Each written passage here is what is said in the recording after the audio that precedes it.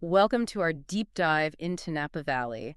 We're going to be going, beyond just the typical swirling and sipping. Yeah, You've given us some really cool sources. We've got articles, guides, even like some historical accounts. Looks like you're ready to kind of uncover the deeper story behind Napa's, iconic wines. it is quite a story. Yeah. Imagine Napa back in the early days, like a landscape of rugged ranches, fledgling vineyards. Oh, wow. Those early pioneers, they were really driven by passion and this vision for world-class wine. They really set the stage for what Napa is today. That's so cool. It's incredible to think how those humble beginnings, transformed Napa into one of the most prestigious wine regions globally. Oh, yeah. And speaking of transformations, the Judgment of Paris in 1976 really kind of shook things up. Oh, absolutely. That was a pivotal moment. Yeah. That blind tasting where Californian wines, including a Napa Chardonnay and Cabernet Sauvignon, beat their prestigious French counterparts. Mm. It challenged, assumptions about, the hierarchy of the wine world and really catapulted Napa onto the international stage. It's the ultimate underdog story. It is. And it makes you wonder, what was it about Napa Valley that allowed it to produce these like winning wines? I keep seeing this word terroir everywhere, but it feels like more than just sunshine and soil. You're right. Terroir is key, but it's a complex recipe with many ingredients. Think of it as the environmental fingerprint, that shapes a wine's personality. So in Napa, it's really this fascinating interplay of geography, soil diversity, microclimates, and that special Californian sunshine. Okay, let's break down this terroir recipe. Sure. What makes Napa's geography so unique?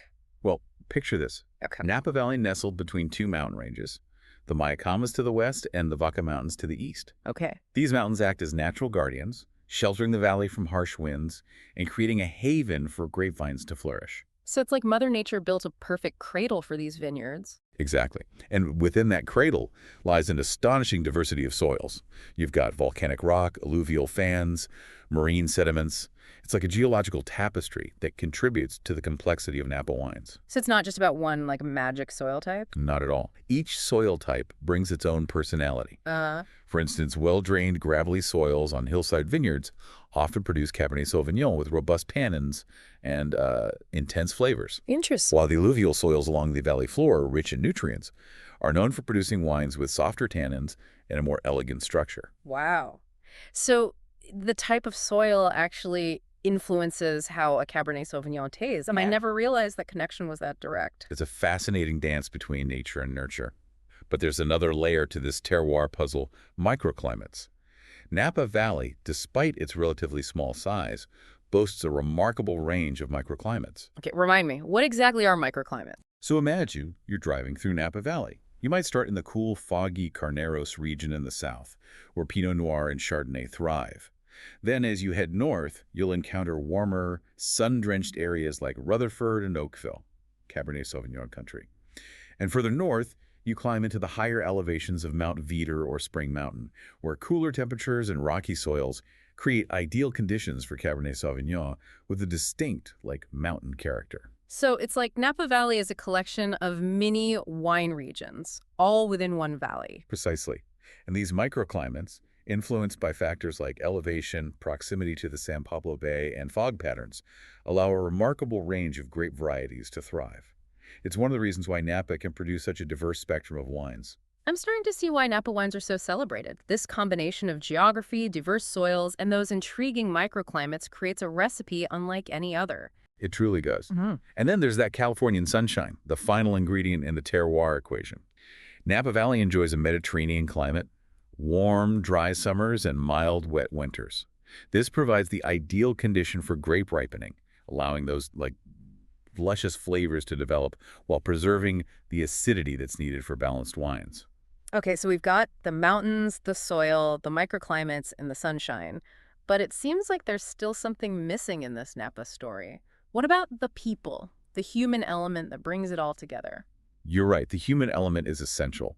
From those early pioneers to the generations of winemakers who followed, there's a legacy of passion, innovation, and dedication that's really woven into the fabric of Napa Valley. Let's talk about those early pioneers. What were some of the challenges they faced in establishing Napa as a wine region? Imagine arriving in Napa Valley in the mid-1800s. It was a wild, untamed landscape.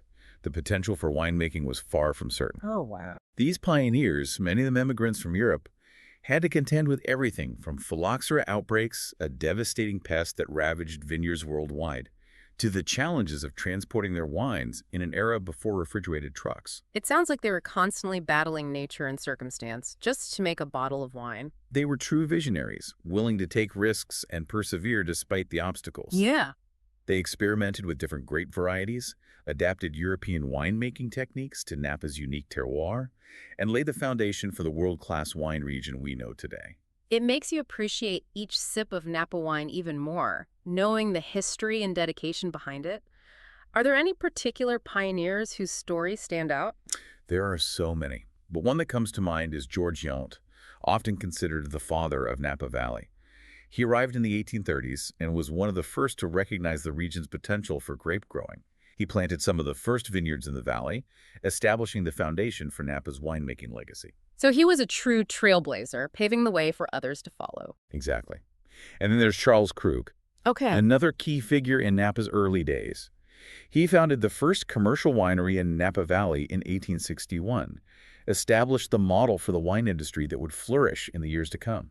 These stories of early pioneers make me think of those small, family-owned wineries that are still such an important part of Napa Valley today. You're right, that spirit of dedication and innovation is still very much alive in Napa's smaller producers. They often represent the heart and soul of the region, crafting wines with a deep sense of place and passion. And I imagine they offer a more intimate tasting experience where you can really connect with the people behind the wines. Absolutely. Visiting those smaller wineries is like taking a step back in time where the focus is on quality over quantity, on craftsmanship over commercialization. It sounds like the perfect way to experience the true essence of Napa Valley. It truly is. And speaking of the essence of Napa Valley, let's delve into the world of grape varieties. While Cabernet Sauvignon is undoubtedly the king, Napa boasts a surprising diversity that often gets overlooked. I'm ready to explore beyond Cabernet Sauvignon.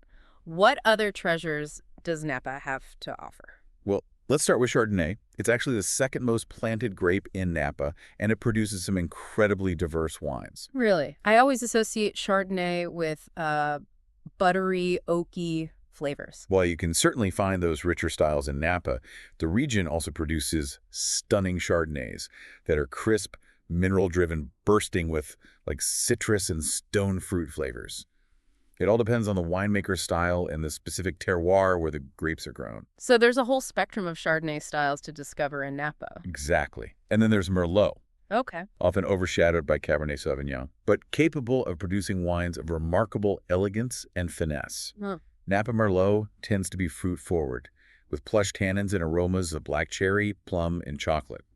It's a great choice for those who prefer a slightly softer, more approachable red wine. I'm already adding Merlot to my Napa tasting list. Excellent. And then there's Pinot Noir, a grape that thrives in cooler climates. Yeah. Napa has pockets, like the Carneros region we talked about, where Pinot Noir excels, producing wines that are delicate, aromatic, bursting with red fruit flavors. So even Pinot Noir lovers can find their haven in Napa Valley. Absolutely. And then we come to a grape that's a bit of a California icon, Zinfandel.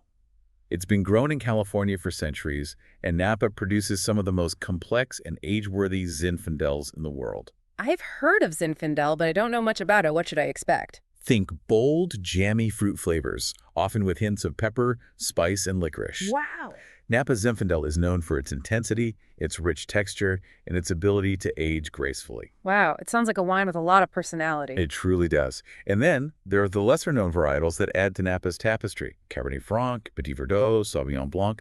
These grapes might not have the same star power as Cabernet Sauvignon, but they play crucial roles in Napa's winemaking, adding complexity and nuance to blends or shining on their own. This is all so fascinating. It's like Napa Valley is a giant wine laboratory where winemakers are constantly experimenting with different grape varieties and styles. That's a great way to put it. And each sub-region within Napa adds its own unique twist to the story. Oh yeah, the subregions. Yes. I'm ready to dive into those unique pockets of wine greatness. Let's start with Oakville, a sub-region synonymous with Cabernet Sauvignon. It's home to iconic wineries like Opus One, Screaming Eagle, and Harlan Estate, producers that have helped define the modern Napa Cabernet Sauvignon style. So if I'm a Cabernet Sauvignon enthusiast, Oakville is a must-visit. Absolutely. The wines from Oakville tend to be powerful, structured, and age-worthy, with intense black fruit flavors, firm tannins, and a distinctive minerality. Okay. Oakville is officially on the top of my Napa bucket list. Great. What about Rutherford? Ah, Rutherford, another Cabernet Sauvignon powerhouse, but known for a slightly more restrained, elegant style. The wines from Rutherford often exhibit a beautiful balance between fruit, acidity, and tannins, with aromas of cassis, cedar, and tobacco. It sounds like a sub-region for those who appreciate finesse and complexity. Exactly. And then there's Stag's Leap District, which gained international recognition thanks to that famous Judgment of Paris tasting. Stag's Leap Wine Cellars, a winery in the district, produced the Cabernet Sauvignon that stunned the world and helped put Napa Valley on the map. Wow. Talk about a legacy. Right. What makes Stag's Leap District Cabernet Sauvignon so special? The wines from Stag's Leap District often have a distinctive herbal character. Okay. Notes of bay leaf, sage, and mint alongside those classic black fruit flavors. They tend to be slightly less tannic than Cabernet Sauvignons from other Napa subregions, making them more approachable in their youth. I'm intrigued. This is already so much more than just Cabernet Sauvignon country. Are there any other subregions I should have on my radar? Well, Yonville is a must-visit for any foodie. Okay. It's considered the culinary capital of Napa Valley, with Michelin-starred restaurants and a charming downtown area. But it also produces some fantastic wines, particularly Cabernet Sauvignon and Chardonnay. So Yountville is the perfect blend of wine and gastronomy. Exactly. And then there's Calistoga, located in the northern part of Napa Valley. Mm-hmm. It's known for its robust red wines, particularly Zinfandel, but it's also famous for something else. Okay. I'm on the edge of my seat. What else does Calistoga have in store? Hot springs. Oh, wow. Calistoga has this unique combination of incredible wines and relaxing geothermal spas. It's the perfect place to unwind after a day of wine tasting and immerse yourself in Napa Valley's natural beauty. Now that's a pairing I can get behind. Right. So we've got Oakville, Rutherford, Stag's Leap District, Yountville, Calistoga, and I know there's even more, right? You're absolutely right. Howell Mountain, known for its powerful Cabernet Sauvignons. Mount Veeder, with its steep vineyards and age-worthy wines. Spring Mountain District, with its cool climate Cabernet Sauvignons. Carneros, with its sparkling wines and cool climate Pinot Noir and Chardonnay. Wow. The list goes on. This is starting to feel like a choose-your-own-adventure wine trip in the making. It really is. And that's what's so incredible about Napa Valley. Whether you're a Cabernet Sauvignon aficionado, a Chardonnay enthusiast, or a Pinot Noir devotee, Yeah. there's a subregion and a winery waiting to be discovered. I'm feeling completely overwhelmed, but in the best way possible. I understand. So let's shift gears for a moment I- and talk about something that's essential to the future of Napa Valley. Sustainability. Seems like Napa Valley is really leading the way when it comes to eco-friendly practices. They are, and it's becoming increasingly important, not just for the environment, but for the long-term health of the wine industry itself. So what are some of the specific things Napa wineries are doing to be more sustainable? Well, many wineries are embracing organic and biodynamic farming, which means cutting out synthetic pesticides and herbicides, focusing on natural methods to maintain soil health and biodiversity. Which makes sense, right? Healthy soil, healthy grapes, better wine. Precisely. Yeah. And water conservation is huge, especially with California's ongoing drought concerns. Wineries are implementing efficient irrigation systems, drip irrigation being a popular choice, to minimize water usage. Some are even collecting rainwater to use in the vineyards, reducing their reliance on external water sources. Any other eco-friendly practices in the works? Many are. Renewable energy sources like solar power are becoming increasingly common, reducing reliance on fossil fuels. Waste management is another big focus, with wineries implementing composting and recycling programs to minimize their environmental footprint. It sounds like a holistic approach to sustainability, considering every aspect of the winemaking process. Exactly. And then there's the Napa Green certification, a comprehensive program that sets high standards for sustainable practices in Napa Valley. I read about that. But what does it actually mean for a winery to be Napa Green certified? It's a rigorous process. Wineries that earn the Napa Green certification have to meet stringent requirements in areas like water conservation, energy efficiency, waste management, and even social equity. It's not just about being environmentally friendly, it's about being a responsible member of the community and ensuring the well-being of employees and the surrounding environment. So it's a comprehensive approach to sustainability that goes beyond just the vineyard. Exactly. It's about creating a sustainable future for Napa Valley, ensuring that this incredible wine region can continue to thrive for generations to come. It's really inspiring to see how seriously Napa wineries are taking sustainability. It is. It's a testament to their deep connection to the land and their commitment to preserving the legacy of Napa Valley for future generations. Now, before we get lost in the inspiring world of sustainable winemaking, I want to bring it back to the practicalities of planning a Napa Valley adventure.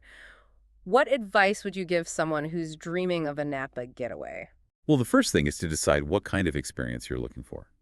Are you a serious wine enthusiast, wanting to delve deep into specific appellations and meet with winemakers? Or are you more interested in um, a relaxed, romantic getaway with beautiful scenery, charming towns, and delicious food? So tailor the trip to your interests. That makes sense. Exactly. Once you have a general idea, you can start researching wineries and making reservations, especially if you're going during like peak season. And don't be afraid to reach out to the wineries directly. They often have knowledgeable staff who can help you plan your visit, suggest specific tastings, and recommend other experiences in the area. Great advice. What about budgeting? I've heard Napa can be pretty pricey. It can be, but it doesn't have to break the bank. Hmm. There are wineries for every budget, from those offering, affordable tastings to the ultra-luxury experiences. And remember, you don't have to taste at every winery you Oh, visit. right. Sometimes, simply enjoying the scenery, strolling through the vineyards, or soaking up the ambiance of a particular town is enough. That's good to know. It's easy to get caught up in the excitement and want to do it all. And that brings up another important tip. Pace yourself. Napa Valley is best enjoyed at a leisurely pace. Uh-huh. Don't try to cram too much into one day. Give yourself time to savor the wines, the food, the scenery. Linger over lunch at a charming cafe, take a bike ride through the vineyards, or simply relax by the pool at your hotel and soak up the beauty of your surroundings. Words of wisdom. Any other, insider tips you want to share? Here's one that's often overlooked. Oh. Consider visiting during the off-season. Okay. The weather is still pleasant, the crowds are smaller, and you might even find better deals on accommodations. So spring or fall are good bets for a more relaxed Napa experience. Exactly. And don't underestimate the power of a good picnic. Pick up some local cheeses, artisanal bread, charcuterie, find a scenic spot to enjoy a casual lunch amidst the vineyards. It's a fantastic way to break up a day of wine tasting and experience the true beauty of Napa Valley. This is all such fantastic advice. I'm feeling more prepared for my own Napa adventure already. Now, I want to circle back to something we touched on earlier. Napa's unique climate. Ah, yes, the heart and soul of Napa's winemaking magic. What is it about Napa's climate that makes it so ideal for growing those world-class grapes? As we mentioned, Napa enjoys a Mediterranean climate with warm, dry summers and mild, wet winters. This creates a perfect balance for grape development. Mm-hmm. The warm days allow the grapes to ripen fully, developing those rich sugars that translate to delicious flavors in the wine. So the sunshine is key for getting those sweet, ripe grapes. Absolutely. Yeah. But it's not just about heat. Okay. Napa's cool nights are equally important. As the temperature drops in the evening, the grapes get a break from the intense sun, allowing them to retain acidity. And remind me again why acidity is so crucial. Acidity gives the wine that refreshing crispness, that tanginess that prevents it from being overly sweet or jammy. It's what makes you want to take another sip, and it's essential for a wine's balance and structure. Ah, so it's that perfect interplay of sweetness and acidity that creates a truly harmonious wine. Precisely. And Napa's climate naturally provides that balance. But there's another climate factor that plays a significant role in Napa's winemaking. Okay. Fog. Fog. I wouldn't have guessed that. It might seem counterintuitive, but morning fog is actually a blessing for Napa vineyards. Interesting. It rolls in from the Pacific Ocean, blanketing the valley in a cool, moist layer. And what does the fog do for the grapes? It acts as a natural sunscreen, protecting the delicate grapes from the harsh midday sun. It also helps to moderate temperatures and retain moisture in the vineyards, creating more consistent growing environment. So it's like a gentle wake-up call for the grapes, easing them into the day. Exactly. And as the sun rises higher, the fog burns off, allowing the grapes to bask in the warmth and ripen fully. It's a beautiful dance between the elements, a testament to the delicate balance of nature that makes Napa Valley so special. It really is incredible how all these elements work together to create the perfect conditions for grape growing. It's a testament to the power of terroir, the unique interplay of natural forces that shape the character of a wine. Okay. This whole conversation about climate has got me thinking about something. Climate change. It's a global issue, so how is it impacting Napa Valley? And what are winemakers doing to adapt? That's a crucial question, and one that's at the forefront of every Napa winemaker's mind. Climate change is a real concern for wine regions worldwide, and Napa is no exception. We're already seeing some effects like warmer temperatures, earlier bud break, and more frequent extreme weather events like heat waves and droughts. So the delicate balance we talked about earlier is being disrupted. Exactly. And this can have a ripple effect on grape quality and wine production. Uh-huh. For example, if temperatures get too hot too quickly, the grapes can ripen prematurely, resulting in wines that lack balance, complexity, and acidity. Wow. Or a sudden heat wave could damage the delicate vines, affecting yields for years to come. So it's not just about making adjustments, it's about safeguarding the future of Napa's wine industry. Precisely. And Napa winemakers are taking this challenge very seriously. They're investing in research to understand the long-term impacts of climate change and develop strategies to, mitigate those impacts. What kind of strategies are we talking about? Well, one approach is experimenting with different grape varieties that might be better suited to warmer conditions. For example, some wineries are exploring varieties like Grenache or Mourvedre, grapes that thrive in hotter climates and might be able to handle Napa's increasingly warm summers. So it's about adapting to the changing climate by exploring different grape options. Exactly. And it's not just about the grapes themselves. Right. It's about adapting vineyard practices.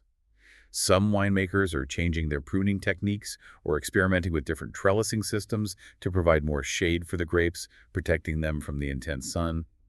Others are implementing drought-resistant rootstocks, which are more resilient to water stress. So it's a lot of trial and error, seeing what works best in this evolving climate. Absolutely. And it requires a lot of collaboration, sharing knowledge and best practices amongst wineries, researchers, and viticulturists. It's a collective effort to preserve the legacy of Napa Valley winemaking for generations to come. It's really inspiring to see how the Napa community is coming together to face this challenge head on. It speaks to their deep connection to the land and their dedication to producing exceptional wines. Speaking of exceptional wines, we've talked a lot about the grapes and the winemaking process, but I'm curious about the actual tasting experience. What advice would you give to someone who's new to wine tasting, especially in a region like Napa, which can feel a bit intimidating? That's a great question. Wine tasting can seem intimidating at first, especially in a region like Napa, where there's such a focus on high-quality wines and discerning palates.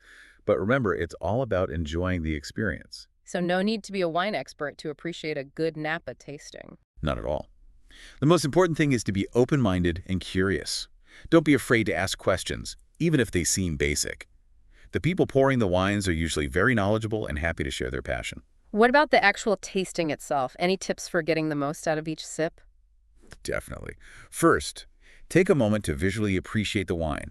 Look at its color, its clarity. Swirl the glass gently to release the aromas. I've seen people do that, but I never understood why. What does swirling actually do? Swirling helps to aerate the wine, which unlocks those beautiful aromas.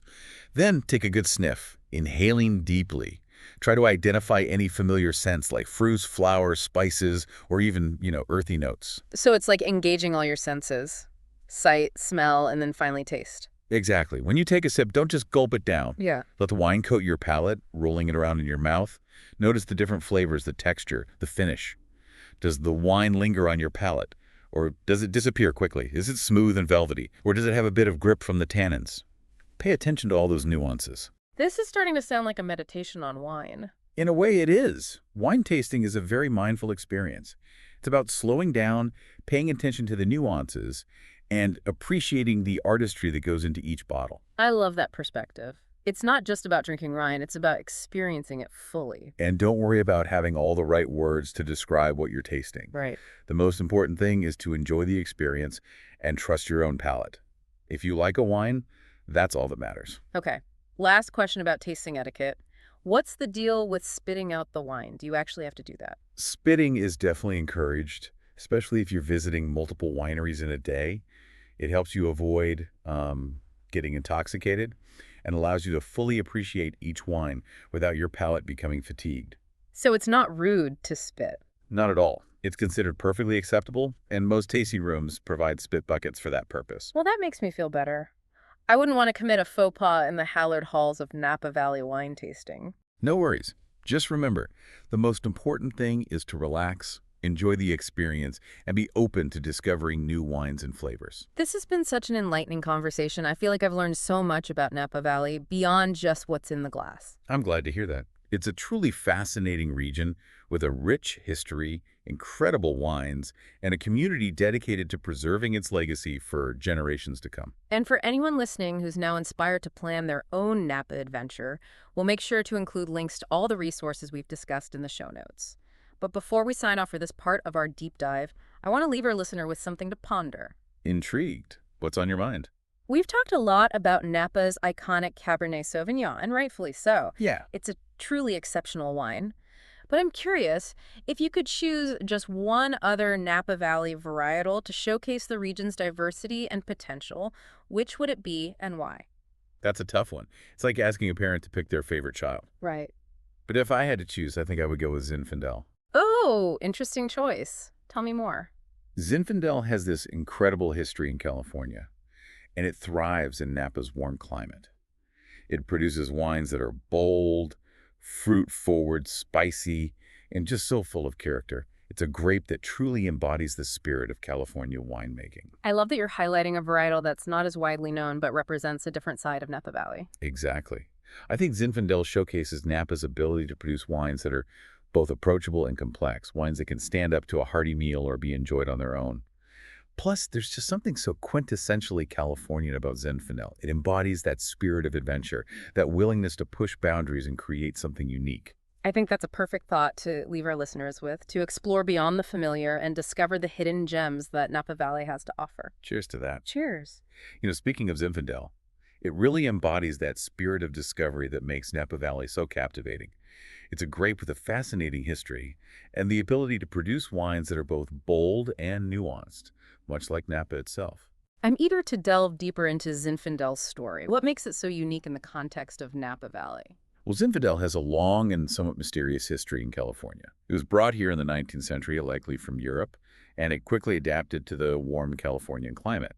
But for a long time, its true origins were unknown. It was like a grape without a passport. So a bit of a wine world mystery. Exactly.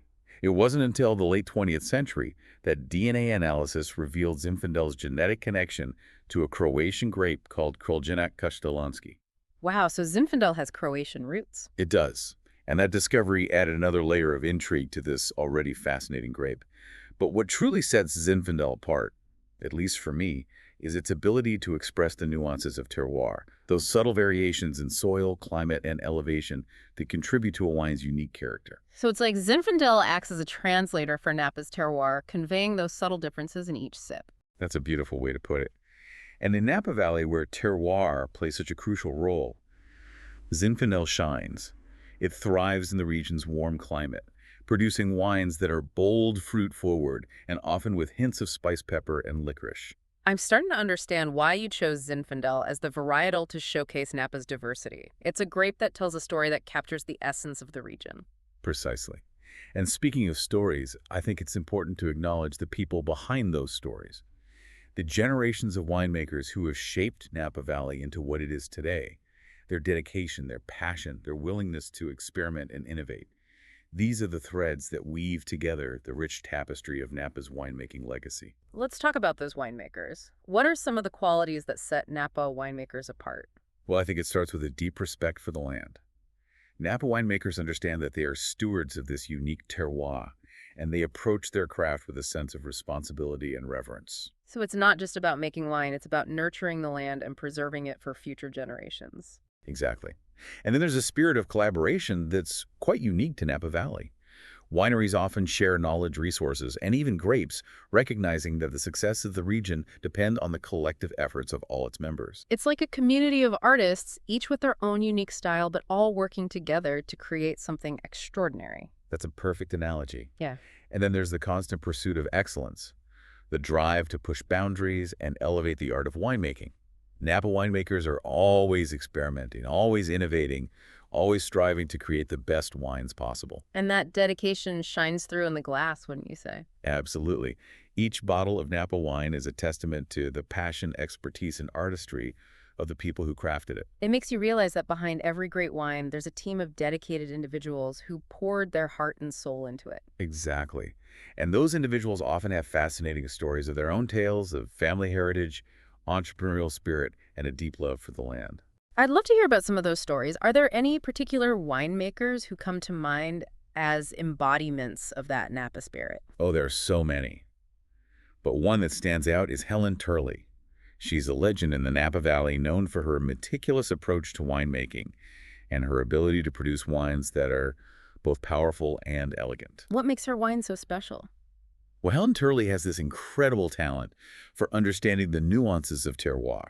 She's known for seeking out old vine vineyards, often in less heralded appellations, and crafting wines that truly express the character of those specific sites. So she's like a terroir whisperer, able to translate the language of the land into a bottle of wine. Exactly. Her wines are highly sought after by collectors, and she's inspired a whole generation of winemakers to focus on quality craftsmanship and a deep respect for the vineyard. Wow, she sounds like a true icon.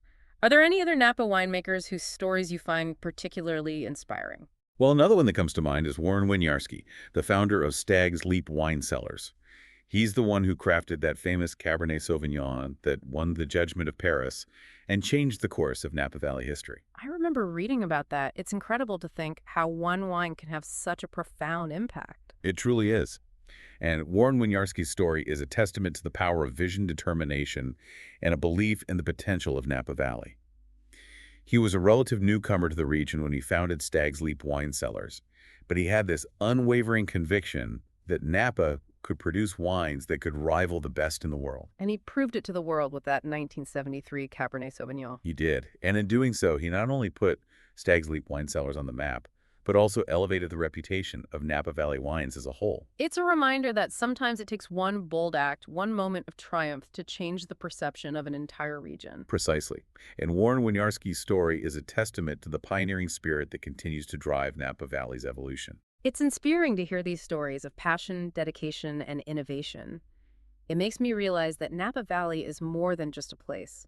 It's a community of people driven by a shared love for the land and the art of winemaking. You've captured it perfectly.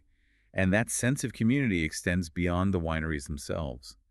Napa Valley is home to a vibrant culture that celebrates the good life, a blend of culinary delights, artistic expression, and a deep appreciation for the natural beauty of the region. Okay, I'm ready to dive into that Napa culture. What are some of the things that make it so unique? Well, let's start with the food. Napa Valley is a foodie paradise with a thriving farm-to-table scene that showcases the incredible bounty of the region. So it's not just about wine pairing, it's about experiencing the full spectrum of Napa's culinary offerings. Exactly. You'll find everything from Michelin-starred restaurants serving exquisitely crafted dishes to charming cafes offering casual fare made with fresh local ingredients. I'm already picturing myself indulging in a leisurely lunch at a vineyard-side restaurant, savoring the flavors of Napa Valley with a glass of local wine in hand. It's an experience that truly captures the essence of Napa Valley living. And the culinary scene is just one facet of the region's vibrant culture. Napa is also home to a thriving arts community with galleries, studios, and performance venues showcasing a diverse range of artistic expression. So there's something for everyone, from art lovers to foodies to wine enthusiasts. Absolutely. And let's not forget the natural beauty of Napa Valley itself. The rolling vineyards, the majestic mountains, the charming towns. It's a landscape that invites exploration and inspires a sense of awe.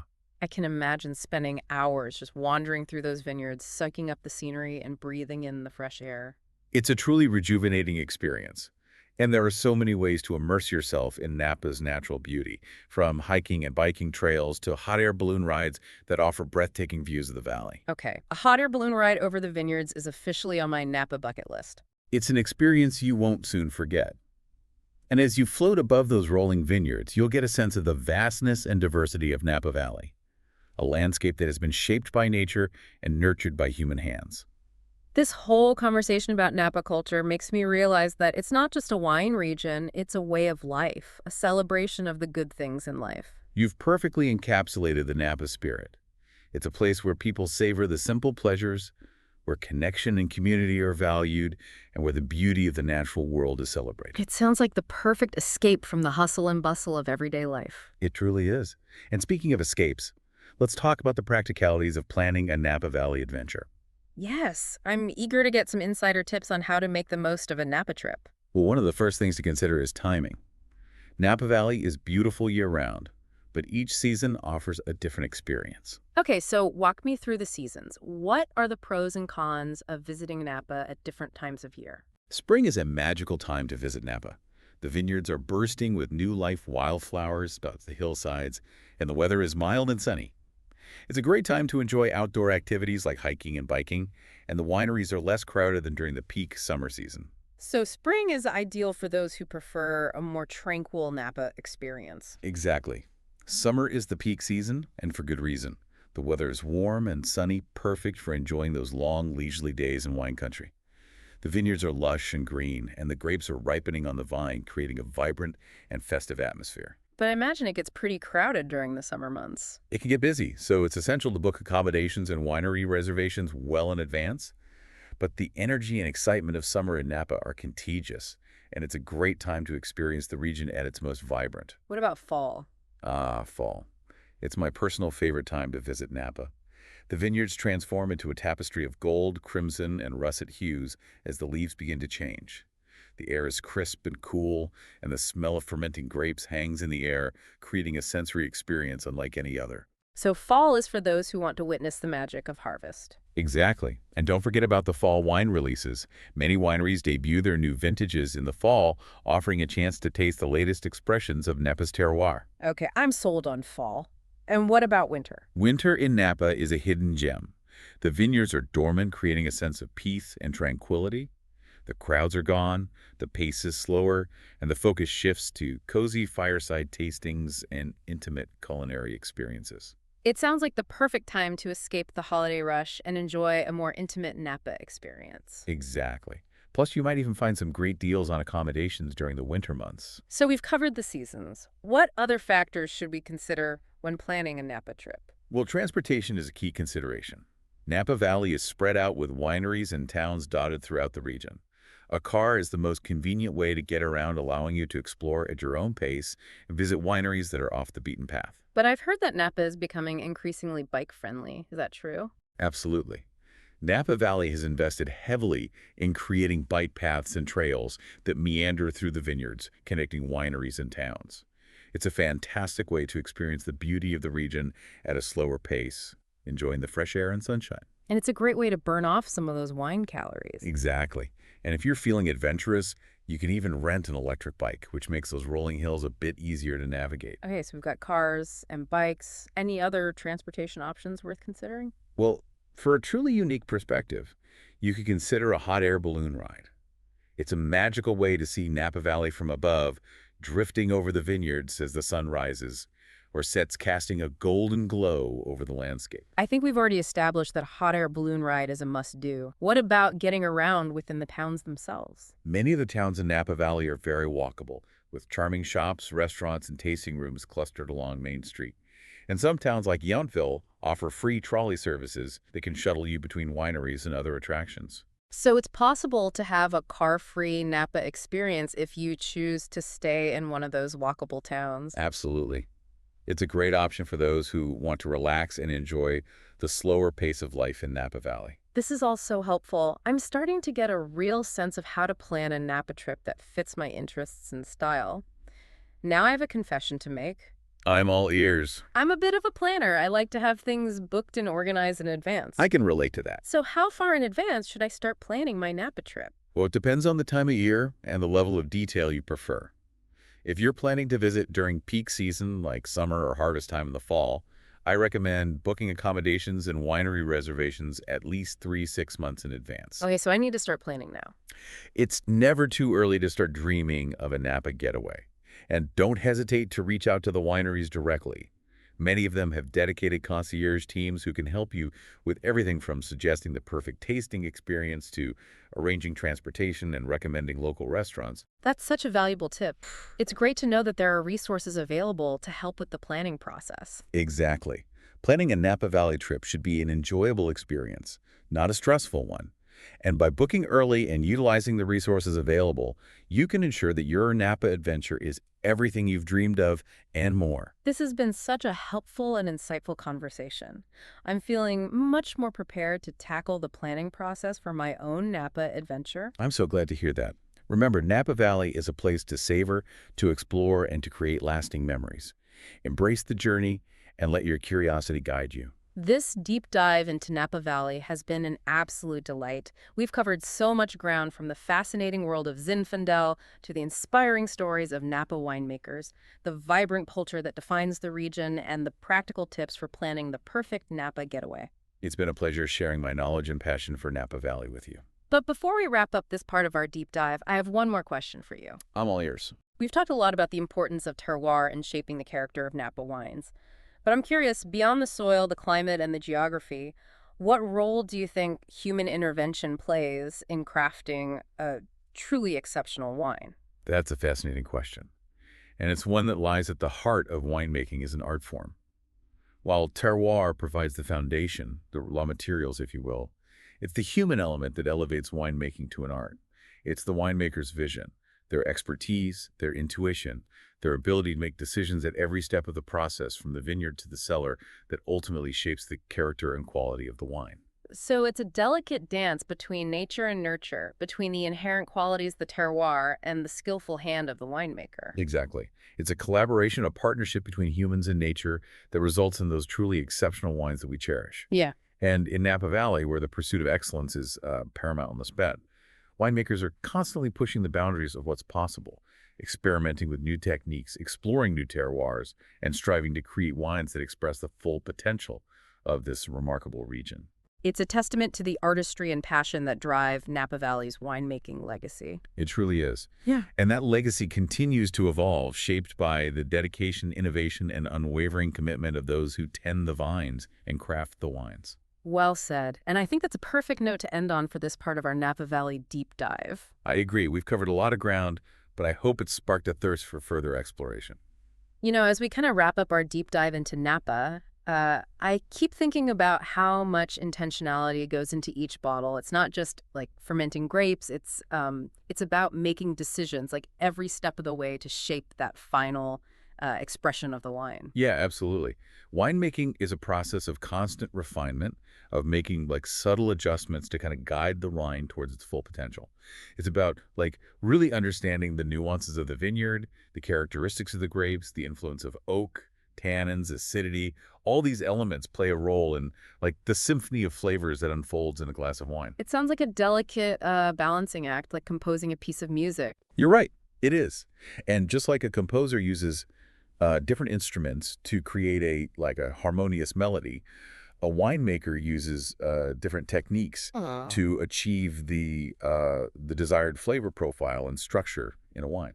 I'm curious, what are some of the key decisions a winemaker faces during the winemaking process? Well, it starts in the vineyard even before the grapes are harvested. The winemaker has to decide when to pick the grapes, balancing ripeness with acidity. Okay. Picking too early might result in a wine that lacks flavor and complexity, while picking too late could lead to a wine that's overly jammy or alcoholic. So timing is everything, even in the vineyard. Absolutely. And then, once the grapes are harvested, the winemaker has to decide how to ferment them. There are different yeast strains that can be used, each contributing its own unique flavor profile to the wine. Some yeast strains might enhance fruity aromas, while others might create more earthy or spicy notes. It's fascinating how those tiny yeast organisms can have such a big impact on the final flavor of the wine. They are the unsung heroes of the winemaking process. Oh. And then there's the decision of whether to age the wine in oak barrels. Oak barrels can impart a range of flavors to the wine, from vanilla and spice to toast and smoke. Right. The type of oak used, the age of the barrels, and the length of time the wine spends in oak will all influence the final character of the wine. So oak aging is another tool in the winemaker's arsenal, adding another layer of complexity to the wine. Exactly. And then there are decisions about blending. Some wines are made from a single grape variety, while others are blends of different grapes, each contributing its unique qualities to the final blend. A skillful winemaker can create a harmonious blend that's greater than the sum of its parts. It sounds like the art of winemaking involves a deep understanding of both science and intuition. Yeah, you've hit the nail on the head. It's a beautiful marriage of technical expertise and artistic vision. A winemaker needs to understand the science of fermentation, the Hmm. chemistry of wine, but they also need to have that intuitive sense of what will create a balanced, harmonious, and ultimately delicious wine. I'm starting to realize that a great winemaker is like a bit of a chemist, an artist, and a magician all rolled into one. I love that description. Yeah. And in Napa Valley, where the pursuit of excellence is paramount, you'll find some of the most talented and innovative winemakers in the world Yeah. constantly pushing the boundaries of what's possible in the realm of wine. Well, it makes me even more excited to plan my own Napa adventure and experience firsthand the artistry and passion that go into each bottle. I can't wait to hear about your discoveries. Mhm. Now, before we wrap up our Napa Valley deep dive, I want to leave you with one final thought to ponder. I'm all ears. We've talked a lot about the world-class wines, the stunning scenery, the innovative winemaking techniques, but at its heart, Napa Valley is a place that celebrates a connection to the land. It's a place where people are, passionate about preserving the environment, uh, supporting local communities, and creating something truly special that can be shared and enjoyed for generations to come. That's a beautiful sentiment. And it really captures the essence of what makes Napa Valley so unique. It's not just a wine region, it's a community, a way of life, a testament to the power of human connection to the land and to each other. Beautifully said. And I think that's the perfect note to end our Napa Valley deep dive on. Cheers to that. And for anyone listening who's now feeling inspired to plan their own Napa adventure or simply explore the wines of this incredible region, we'll make sure to include links to all the resources we've discussed in the show notes. Until next time, happy exploring. Cheers.